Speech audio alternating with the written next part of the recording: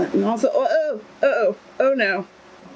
Hi, Tamara here, and I haven't made a video in a minute, so I thought that I would start with doing a get ready with me where I talk about my writing journey. I am not beauty guru, so I will not be giving you a whole bunch of explanations of what I'm doing. Also, I'm probably doing everything wrong. So, with that being said, I've put on some primer goo. I have a couple of e.l.f. primer goos that I, like this bit I put around my pores and this I put on the rest. I put some stuff on my eyebrows so that they're much more fierce and intimidating so that I will scare off all my foes. I'm drinking bulletproof coffee because I'm back in that keto life. I fell for the gimmick. I bought one of these little washing machines to wash my sponges, and they are kids' toys, and it does leak, so I put it in here to use it. But it's like a fun little gadget, and sometimes, like, because I type a lot and I write a lot and I don't do anything in a way that is probably best for my wrist health, squeezing these and washing them kind of makes my hand hurt, so that's helpful for that. So even though it's kind of like a dumb gadget, I think that it's helpful for people who might have some issues with their hands. I'm going to start off with foundation, I think. When I was a young girl, my mom used to tell me stories, and she used to make up stories, and she used to read stories to me. It was like our favorite pastime. And eventually, like, little Tamara figured out that all of these stories that my mom was reading to me came from, like, people. And I was like, hey, I want to do that. I want to tell stories. Stories are fun. So my first story that I told, that I wrote down actually, was, oh no! Can you guys see this? Foundation just splooged all over my, oh man. So the first story that I ever kind of wrote down and told my mom about was the story of these farmers who, they were poor AF, and they found this super cool ring, and this ring allowed them to, like, have a crap ton of money. The end. It was a story of poor people on the come up. When I was younger, I was really into horror. Stephen King was my favorite author, and I fell in love with Edgar Allan Poe. I remember my 6th grade English teacher, during his student teacher conference, he told my mom that I had a sick imagination and he liked it. But some of the stuff that I was writing just wasn't age appropriate, which made sense. Because I did write about, like, dismemberments and stuff, and I was like the 6th grade, so that was a bit much, right? It was too much. But Mr. Satterfield, he was always really supportive of my writing. I was lucky because as I was going through school, I always had teachers who were really supportive of my writing. Like Miss Pennell in, what was she, 8th grade? She introduced us to like journaling. I already had a diary because my mom gave me my first diary when I was in the 5th grade, and it smelled like roses. Miss Pennell introduced us to, like, journaling and keeping track of ideas and stuff, and I would write poetry in it and all sorts of stuff. Like the 8th grade, that was around the time I started writing poetry a lot. And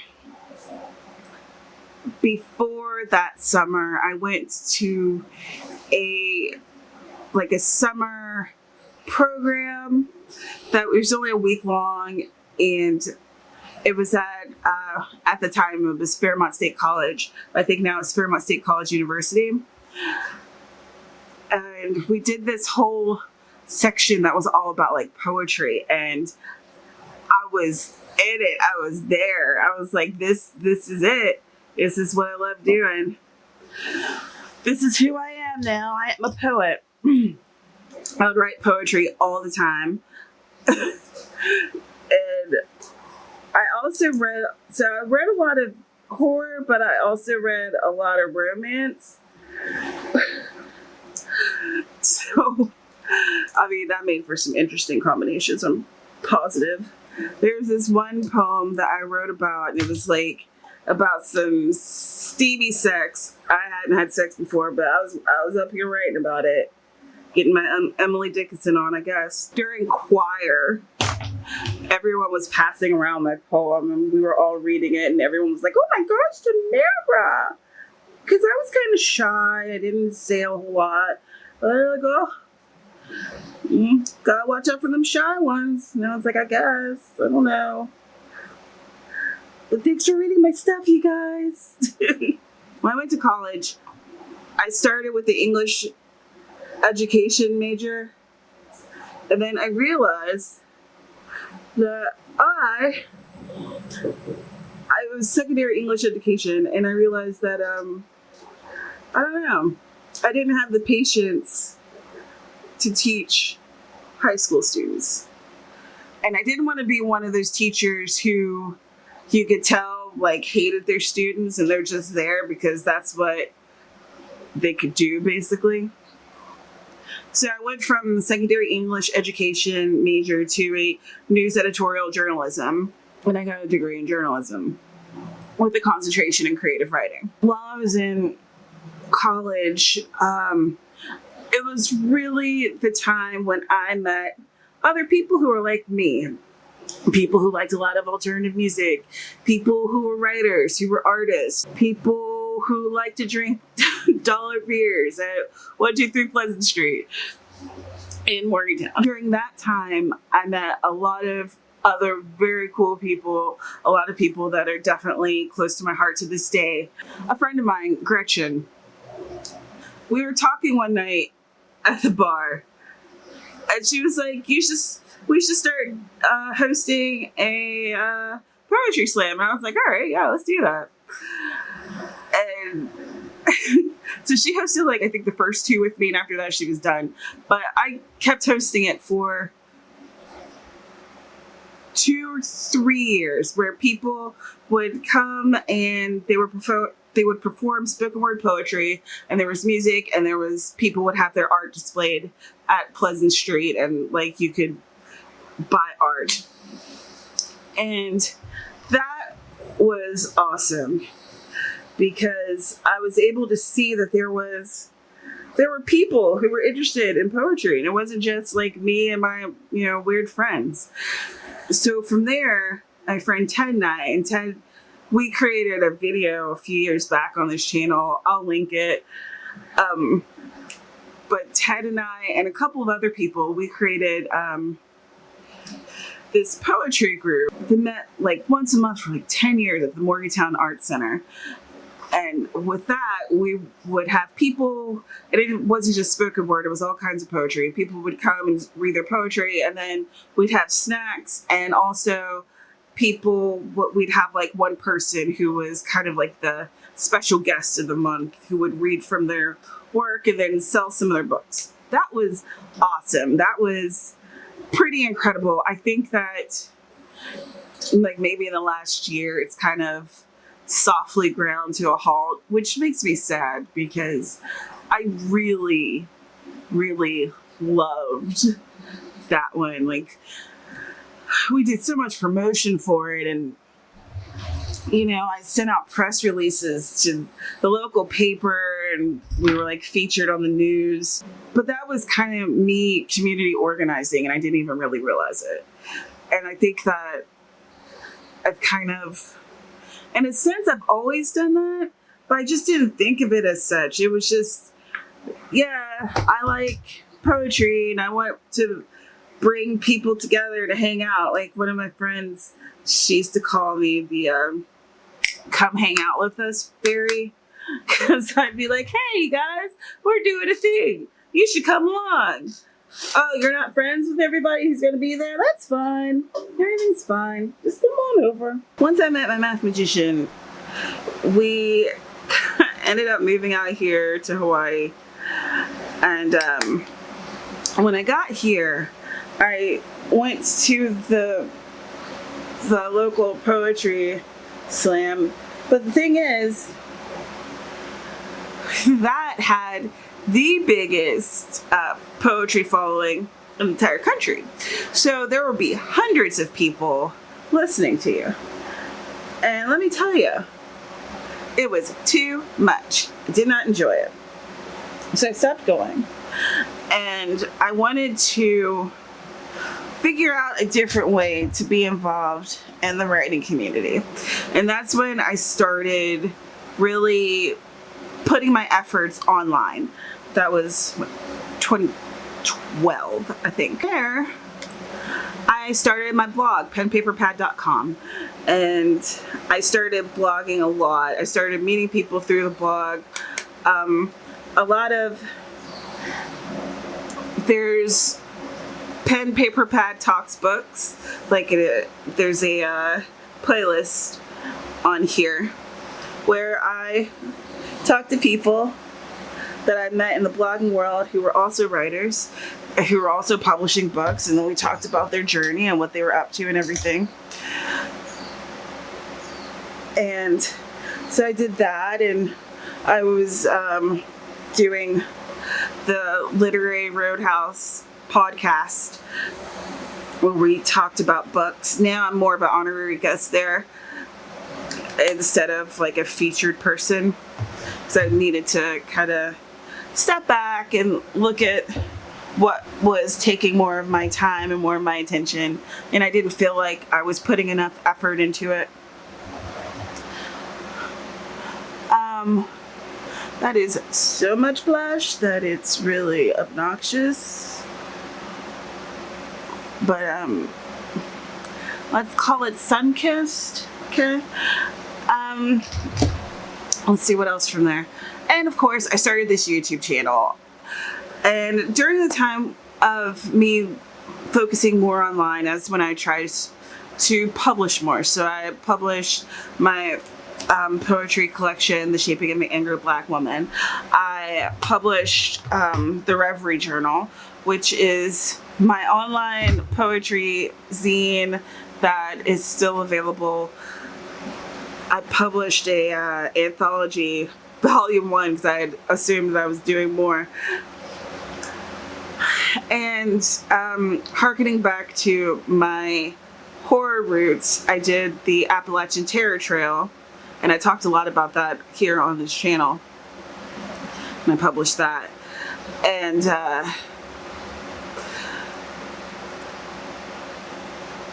you know, with the publishing of that, I did all of those really. I edited.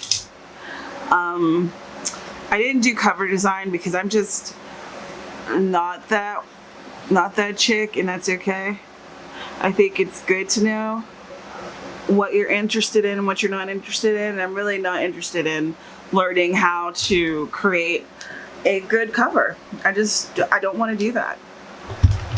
Just like with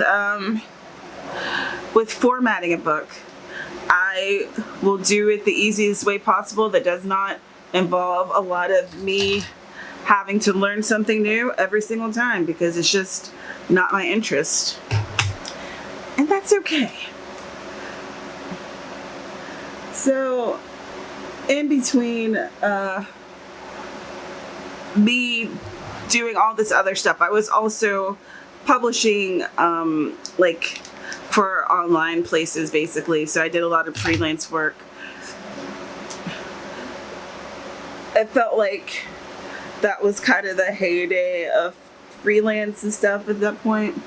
Like now, a lot of the places that I did work with have gone to the wayside. It's real weird.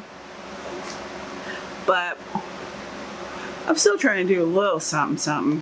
So I've I'm really one of those people who's been a writer all of my life, and I absolutely love it. There are things that I don't enjoy as much as other things, you know. You will hear me complaining about writing often, especially when I'm editing, which I feel like I'm editing all the time. It never ends. Exterminate. When I'm doing that stuff that I don't enjoy that much, I still really love writing. There is something really inherently like magical, dare I say, about being able to take something that's in your brain and like communicating it to other people to the best of your ability, and then seeing how whatever the thing was that you thought of, how it changes and morphs into something else because it's taken a root and seed in someone else's mind. That's wild, man. Writing's weird. Some type of strange alchemy, and I'm into it. You know, on here, I will be very open with my struggles, and I'm open with like stuff that I'm learning and things of that nature, because I feel like the writing process in general is just has a huge learning curve. I don't know if you ever stop learning. But I'm not going to be open with how much I'm making. I feel like that is invasive. I think that's invasive regardless of what. I think I'm not going to be open with how much I'm earning, however. I feel like that's an invasive question.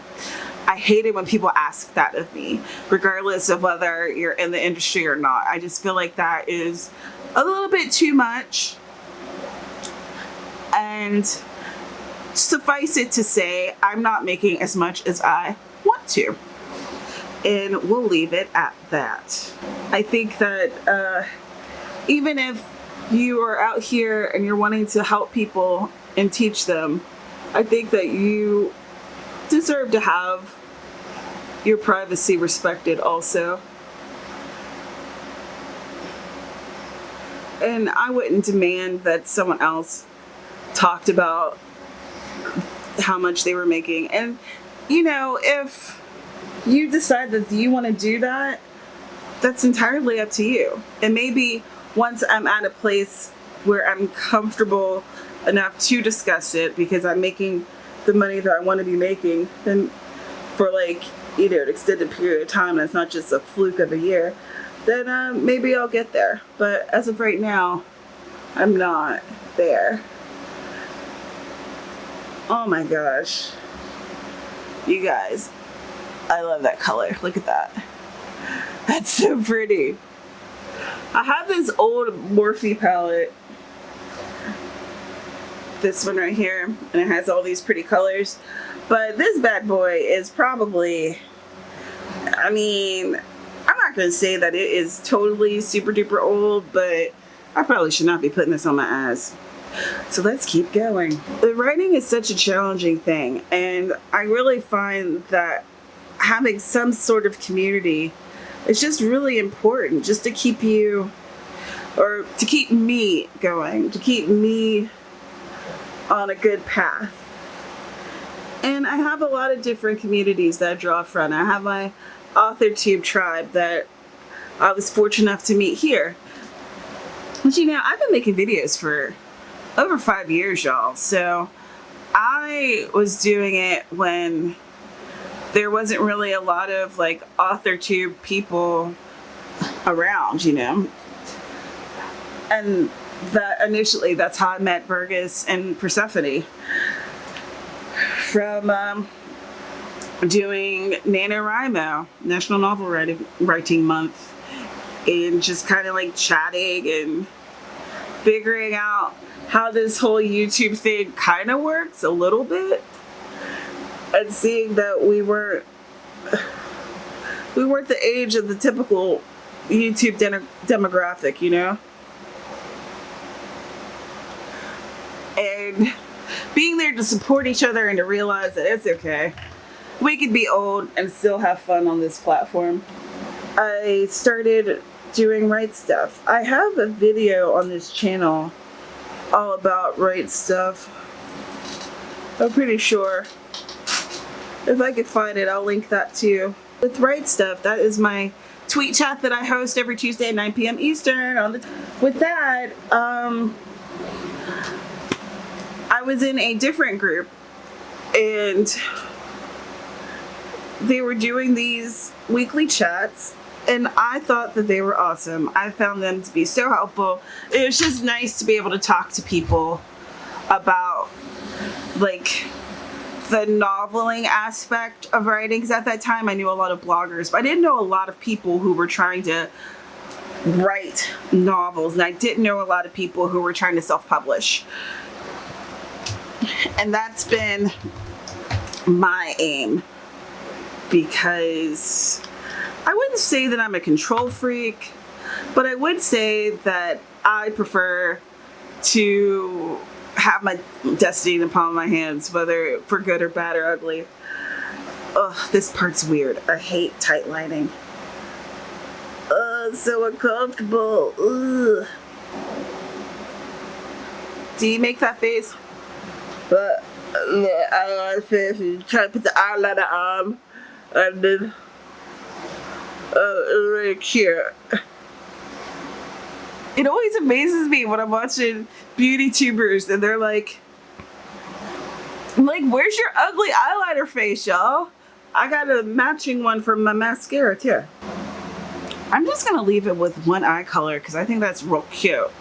That's real cute, y'all. All right, let me see. I'm gonna put on some ridiculous eyelashes because I like that life. And I think I'm also gonna put on some ridiculous eyeliner. Sorry if you hear any type of ignorant crotch rockets going down the street. They're so loud. Okay, and we're back, and we got some fake lashes on me. Blink, blink, blink. Oh, yeah, I also worked in a newspaper office after school, and I realized that I didn't want to work for a daily, which I forgot to mention that. And you know, this is like a history of my writing, sorta, because I am positive I've forgotten things, you know, but it's just that I've been at this for years, for a really long time, and I don't know, I wanted to share that with you. I feel like sometimes I don't talk about myself very much on here, even though it's my channel. So yeah, this doesn't look terrible. I'm also going to put on my bright red lip because I like it and it matches my glasses.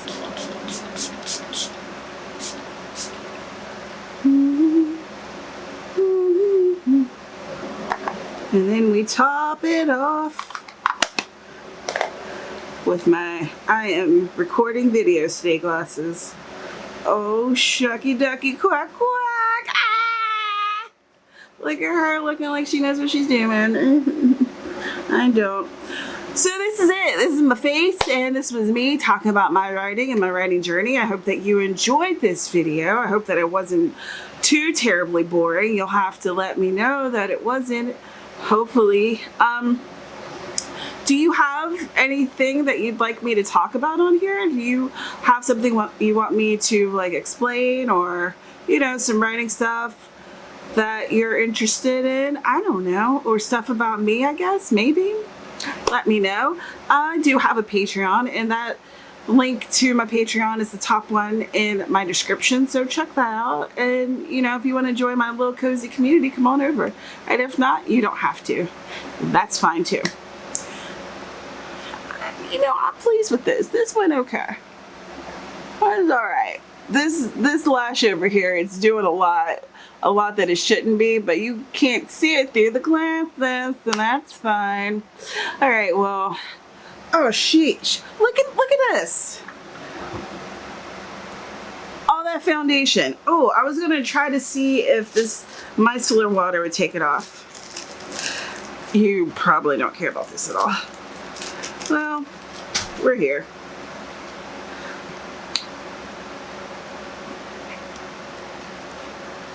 I use the Beauty 360 micellar water.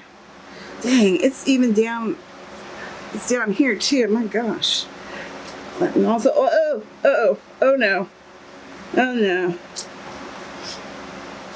Danger, danger. I don't think this was the right move.